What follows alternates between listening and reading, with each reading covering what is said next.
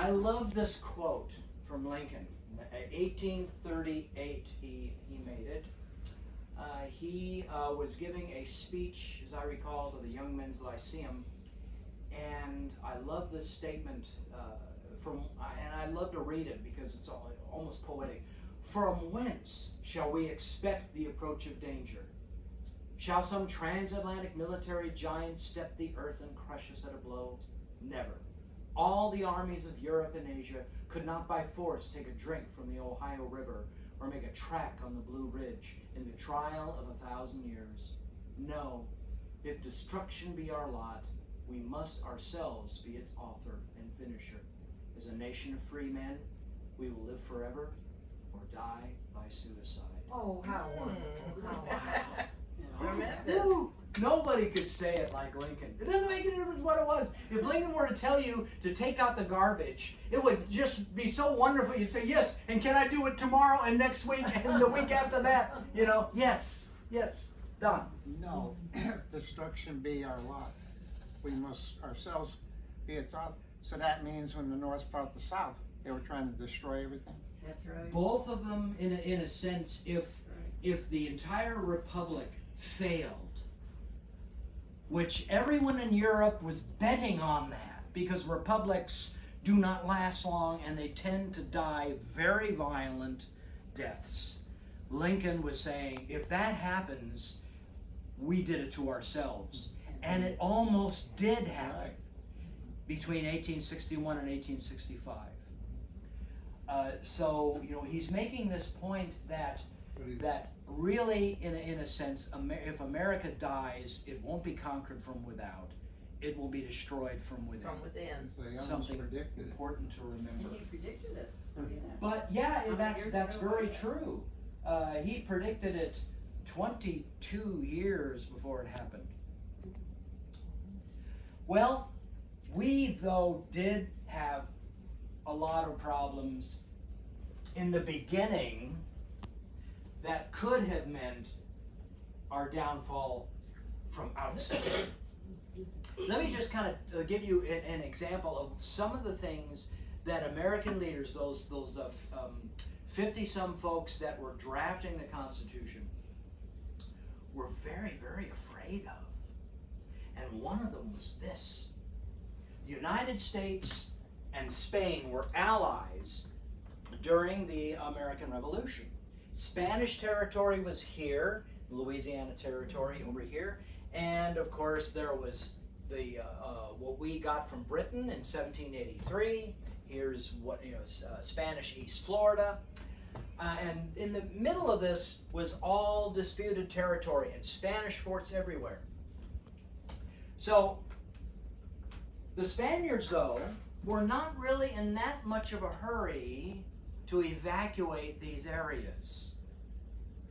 They were claiming the territory, and after all, we owed them.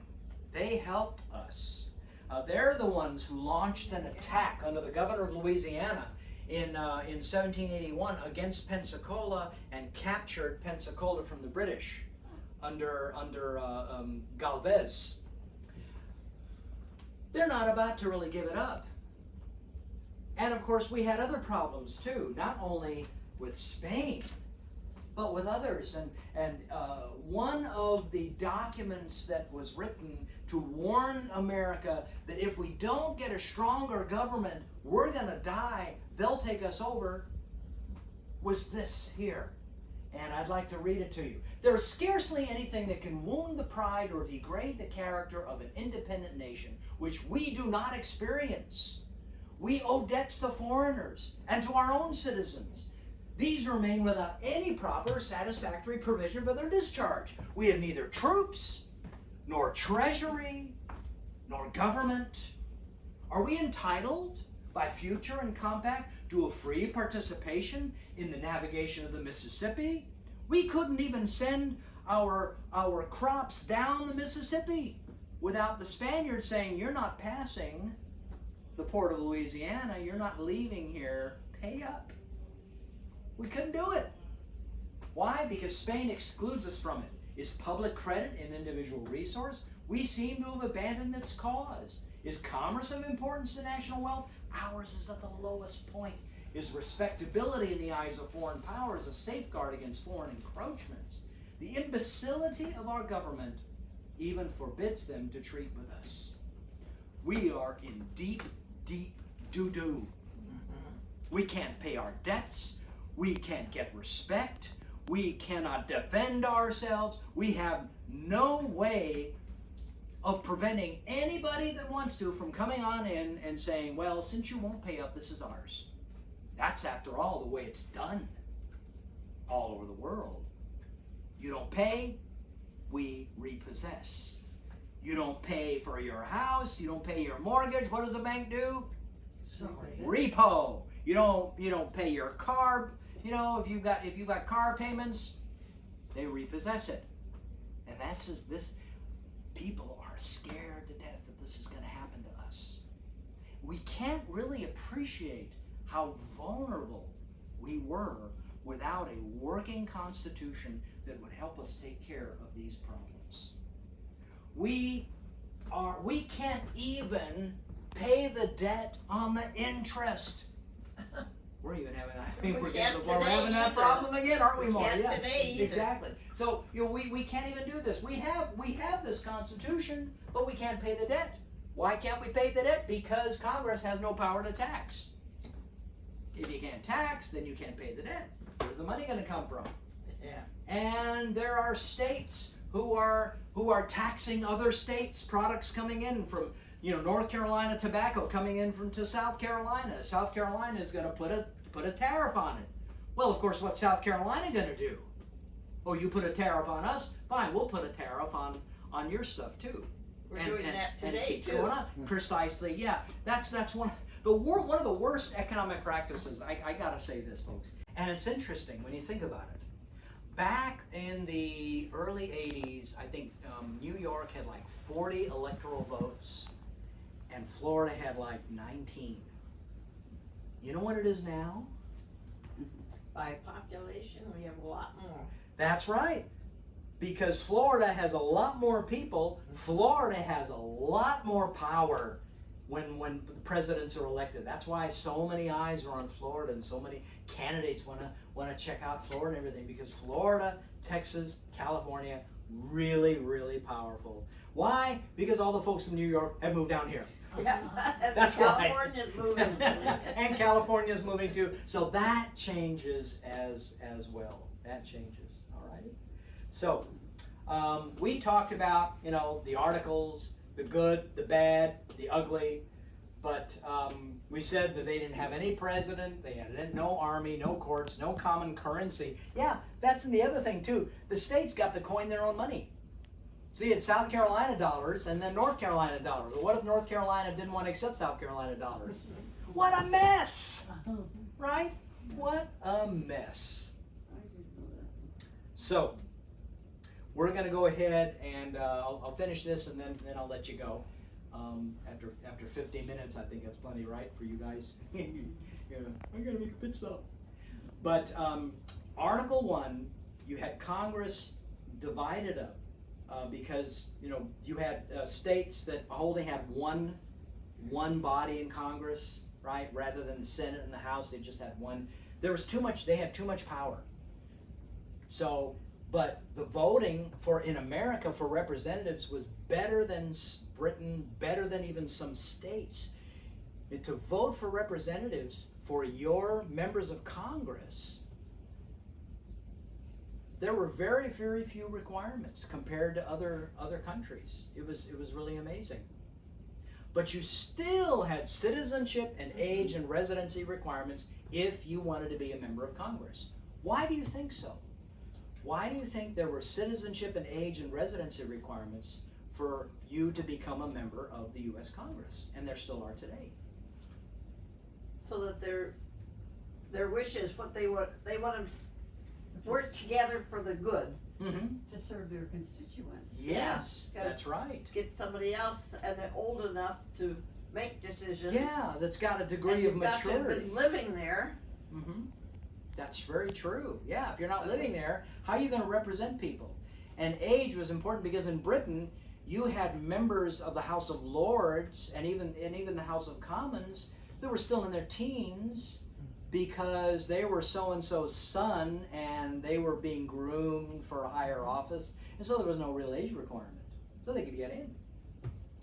And also Congress had to meet very frequently. Unlike Britain, the monarch could always dissolve Parliament and then call for new elections. And unfortunately, in some countries, it's really bad. I heard Peru has had their 9th president in about 12 years, something like that. You know, can you imagine trying to create a stable country like that? Yeah. We take so much for granted. But then the number of representatives were small, and that was because we were just getting started. But they thought, hey, let's have a census every 10 years, and they will have the number of representatives will increase if the population increases, and we do that today. And that also differed from Britain, because they had not redrawn their electoral maps since the Middle Ages. And by the 1800s, you had people in Parliament representing communities where there was nobody there, that they were underwater, literally. Or the population was shrinking. And in Britain, as more people moved to the cities, and oh, by the way, the cities weren't represented. These new industrial cities, there was nobody to represent them because the maps hadn't been redrawn. That would be like using the map of the United States from maybe 100 years ago to determine how many people get sent to Congress. You think Florida would feel like it was being treated fairly? No. 100 years ago, my goodness, Florida was just a frontier. We'd have maybe 3 or 4 or 5. And New York and the upper states there would still have that. It's not fair, but Britain would live with that until at least the 1820s. And it would take a long time to straighten that out. But we really take that for granted. We really take that for granted here. Okay. All right, folks, so we've made a lot of improvements. We have Congress, we have a president, we have a Supreme Court, we have a way of paying our debts. Things are really looking on the up and up now. But why do we want to have a president? And why is a president not the same thing as a king? Well, you'll have to wait until next week to find that out. Yeah. Okay. The way we set up everything then, Yes. Later on then, did Britain try to emulate us somewhat Well, that's a in their great question. powers?